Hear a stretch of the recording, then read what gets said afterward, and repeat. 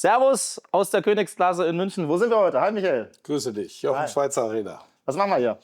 Wir haben hier heute den Abschluss gehabt der 1789 Masterclass. Das ist eine Masterclass von Top-Unternehmern, die schon etwas gestandener sind im Geschäft und die wir ein Jahr begleitet haben und gecoacht haben mit vielen, vielen Erlebnissen, unter anderem 6 Tage in Norwegen. Und die sind sehr stark in den Wachstum gekommen in diesen 12 Monate war es ja insgesamt mit 3 Coaches aus 3 unterschiedlichen Altersklassen, kann man wirklich sagen. Einem Youngster, den Dr. Frederik Hübbecke, mit mir und mit Jochen Schweizer als erfahrenen Unternehmer. Wie seid ihr auf sowas gekommen? Ja, Jochen und ich haben uns vor einigen Jahren mal kennengelernt bei einer Top Speaker Mastermind, wo wir uns ausgetauscht haben und gegenseitig Tipps bekommen haben. Wir sind uns über das Thema Virtual Reality etwas näher gekommen, da war viel Neugierde dort. Und dann haben wir irgendwann mal die Idee geboren, nachdem auch Frederik ins System kam, eigentlich wäre es ganz gut, hier den Unternehmern mal etwas anzubieten. Und weil wir wussten, dass die 3 Coaches natürlich mit ihren völlig unterschiedlichen Hintergründen und auch Erfahrungsspektren sehr, sehr viel bieten können. Und das hat sehr gut funktioniert. Das wird jetzt ein Dauerprogramm, 1789 Stark. Was ist dein Hintergrund? Ja, ich bin vom Beruf Rhetoriktrainer. Seit 3 Jahrzehnten bereits trainiere ich Persönlichkeiten des öffentlichen Lebens.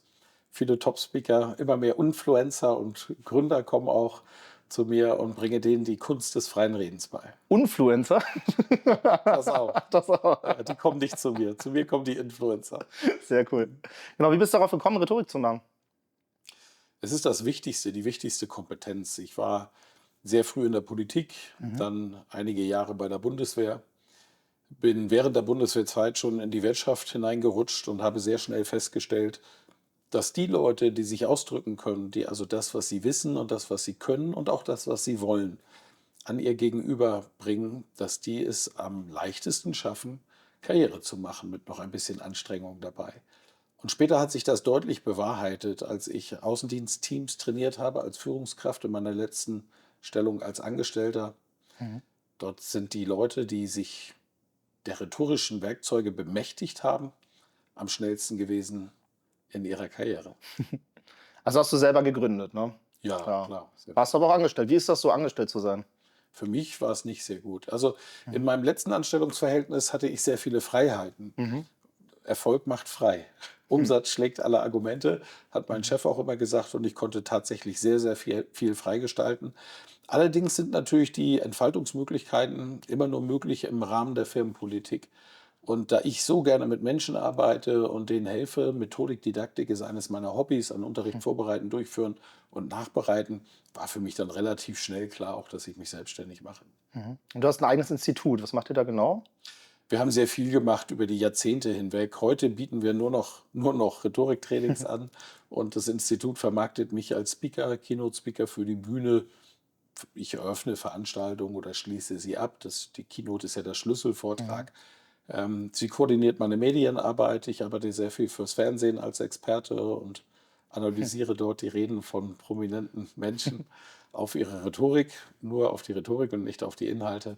Und alles muss koordiniert werden, das macht das Institut. Wir waren früher auch sehr stark empirisch tätig, haben strategische Kommunikation vorbereitet, Krisenkommunikation gemacht.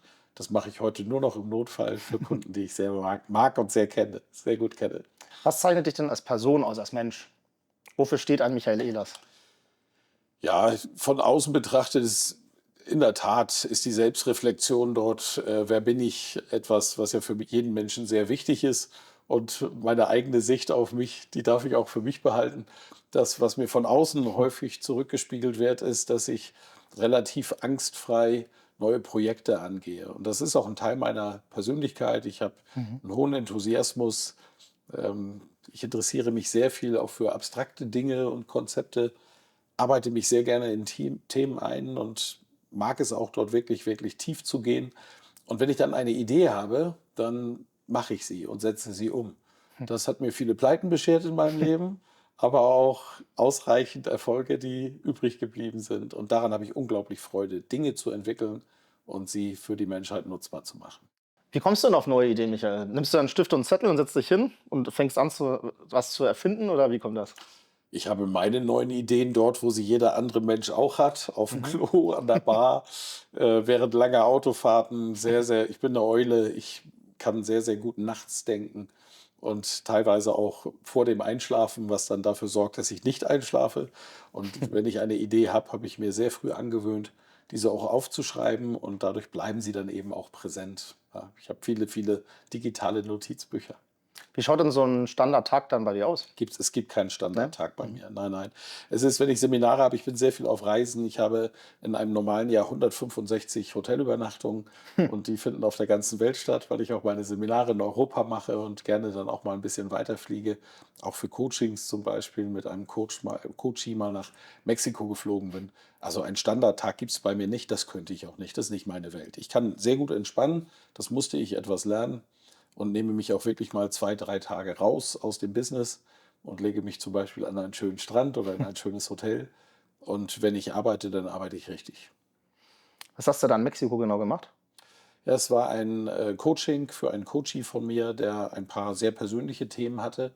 Den haben wir schon in einigen Coaching-Prozessen gehabt und wir haben diese Zeit genutzt, einmal auch in einer ganz anderen Atmosphäre raus aus allen Umgebungen, die man bisher kennt, Mhm. sich mit neuen Dingen und neuen Fragen zu beschäftigen, die für sein Leben relevant sein konnten.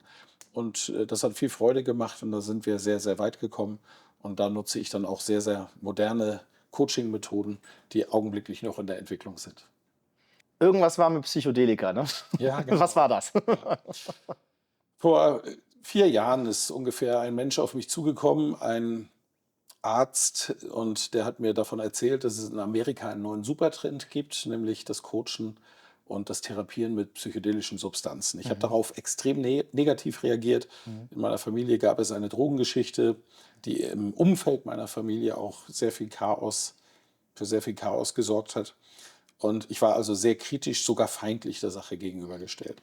Angetriggert durch dieses Gespräch ist mir dann aufgefallen, dass es immer mehr Veröffentlichungen gibt zu den Themen Coaching und Therapie, beispielsweise mit der Substanz LSD. Ich habe mich reingearbeitet über die Bücher von Michael Pollan, Verändere dein Bewusstsein, ein Weltbestseller, oder über das großartige Buch von Professor Dr. Gregor Hasler aus der Schweiz, der sehr viel geforscht hat im Bereich, können wir Depressionen heilen, zum Beispiel mit psychedelischen Substanzen. Und irgendwann war mir klar, die Forschungslage ist bereits eindeutig positiv und dass wir es insbesondere bei dem Psychedelikum LSD mit einer Substanz zu tun haben, die keinerlei Suchtrezeptoren hat. Also du kennst nicht einen einzigen LSD-Abhängigen. Und das Spannendste, es hat keine Toxizität. Das heißt, wenn du 14 Liter Wasser am Tag trinkst, bist du tot, weil Wasser toxisch ist. Der Entdecker von LSD, Albert Hoffmann aus der Schweiz, hat einmal 250 Mikrogramm LSD genommen. Man Mhm. trippt ab 150 Mikrogramm. Er hat 250 Milligramm genommen. Das ist eine deutliche Überdosierung und es ist nichts weiter passiert, außer dass der eine Mega-Trip-Erfahrung hatte. Und all diese Erkenntnisse zusammen haben mich neugierig gemacht. Ich bin in den Selbstversuch gegangen, habe in meinem Gehirn auf einmal Verknüpfungen herstellen können. Das macht die Substanz, die Neuroplastizität steigt, Hirnbereiche, die eigentlich nicht miteinander kommunizieren, verbinden sich auf einmal. Und besonders Dinge, die der Mensch stark wegverdrängt, wie beispielsweise traumatische Erlebnisse, mit denen verbindest du dich neu und unter dem Einfluss dieser Substanz dann noch sehr stark unter Einfluss von Serotonin, Oxytocin. Also du bist voller Glück, wir können sogar sagen voller Liebe. Jetzt stell dir vor, da liegt so ein dunkler, traumatischer Ball in deinem Gehirn, der keine Verknüpfung hat zu deinem präfrontalen Kortex vorne, wo unser Bewusstsein liegt. Das sind nur 10% unseres Gehirns, die anderen 90 arbeiten aber ständig. Und wenn das Gehirn bisher dafür gesorgt hat, weil es so viel Schmerzen verursacht, dieses traumatische Erlebnis wegzuverdrängen, dann ist die Verbindung voll wieder da mit diesem Liebesbezug unter dem Einfluss der psychedelischen Substanz. Und das ist ein Prozess, der ist unfassbar heilend, aber das ist Mhm. nichts, was man im Partykontext macht. Das ist aus meiner Sicht nichts, was man in einem schamanischen Klangschalenklopper-Ritual macht. Da machen viele auch einen guten Job, aber im Großen und Ganzen ist es schwierig. Wir sind das jetzt sehr seriös und auch mit Forschungsunterstützung und einem Psychiater im Team angegangen, machen eine klinische Anamnese, Coaching-Prozesse vorweg, die einen vorbereiten, eine Begleitung mit 2 Tripsittern, die darauf achten, dass der Trip gut verläuft. Thema bei dir ist ja vor allem Netzwerk auch irgendwie, ne? Ja, Ja, absolut. Ja, ja. inwiefern? Naja, ich war schon immer ein Netzwerker. Ich liebe es einfach, mit Menschen zusammenzukommen, Menschen kennenzulernen. In jedem Menschen steckt unfassbares Potenzial. Manchen Menschen muss man ein bisschen helfen, es freizulegen. Und daran habe ich immer sehr viel Freude. Also wenn ich Menschen sehe, ich glaube, ich habe ein ganz gutes Auge für Talente. Ich konnte ja auch schon vielen Top-Speakern in den Markt helfen. und kitzel sie dann auch an den richtigen Stellen, das freizulegen. Ich liebe einfach Menschen und den Umgang mit Menschen. Ich kann auch sehr gut mit mir alleine sein, sehr, sehr gut. Aber wenn ich mit Menschen bin, dann verknüpfe ich mich sehr gerne mit denen und daraus ergeben sich großartige Dinge. Und wie forderst du die dann, dass die dann sich selber quasi so ein bisschen weiter entfalten können? Na, das passiert dann meistens, indem sie dann tatsächlich auch in ein Coaching oder auf ein Seminar von mir kommen. Da Mhm. warst du ja auch schon mal und du hast es ja erlebt, dass man tatsächlich mit viel Freude und Engagement den Menschen sehr, sehr wichtige Dinge fürs Leben, beispielsweise die Kommunikationsfähigkeiten beibringen kann. Und ansonsten bin ich einfach ein guter Freund. So wie andere auch gerne einen guten Freund hätten, versuche ich einer zu sein. Und du hast auch ein Buch geschrieben. Eins? Das haben wir hier, unter anderem. Erzähl mal ein bisschen was dazu. Also ich habe 9 Bücher geschrieben, das ist eines davon. Glücklicherweise ein Bestseller geworden. Ich schreibe auch unter einem anderen Namen, Hein Hansen. Da schlüpfe ich in die Rolle eines Fischverkäufers und komme so auf die Bühne und auch aus dem Buch etwas aus dem Niederstatus und nicht so aus dem Hochstatus eines Experten. Und das gilt als Standardwerk der Rhetorik. Hier steht wirklich alles Wesentliche drin, was man wissen muss, um im heutigen digitalen Zeitalter auch kommunikativ zu wirken. Ja, das macht viel Freude, Bücher zu schreiben. Deswegen habe ich auch jedes Jahr eins geschrieben. Wie bist du darauf gekommen, einfach jetzt Bücher zu schreiben? Mich haben jahrelang Verlagsleiter Aha. angerufen und gesagt, ich soll das endlich einmal machen. Hm. Und ich hatte immer gesagt, ich habe überhaupt gar keine Zeit dafür. Und dann kam ein Verlagsleiter, das war ein schlauer Schlingel, der hat 12 Artikel, die ich geschrieben habe, auf den Schreibtisch gelegt und hat gesagt, fällt dir was auf? Ich sage, nee, das sind meine Artikel. Er sagt, nein, das ist ein Buch. Ich sage, ach so. Und aus dieser Artikelsammlung wurde dann mein erstes Buch. Und danach habe ich verstanden, wie das geht, was die Architektur eines Buches ist. Und dann wurde es zur Maschine. Das geht so weit, dass ich nicht nur die 9 Bücher geschrieben habe, sondern auch viele Top-Experten in meinem Institut mit unserer Unterstützung. Wir gehen dann in die Struktur, helfen ihr Wissen herauszuholen, indem sie sprechen. Und dann haben wir sogenannte Copywriter, die aus dem gesprochenen Wort geschriebenes Wort machen, so dass es auch 1:1 das Buch des Autors ist. Und dieser Prozess hat sich sehr bewährt. Die letzten 3 Bücher waren alles Spiegel-Bestseller. Eine Frage haben wir immer, die ja zum Beispiel, was würden deine Eltern über dich sagen? Ja, was sagen Sie? Sie sind sehr stolz auf meinen Lebensweg, den ich gegangen bin. Und sie sind sehr traurig, dass sie mich so selten sehen. Und das eine bedient nun mal das andere. Also wenn man etwas macht, wo Licht ist, da ist immer auch Schatten.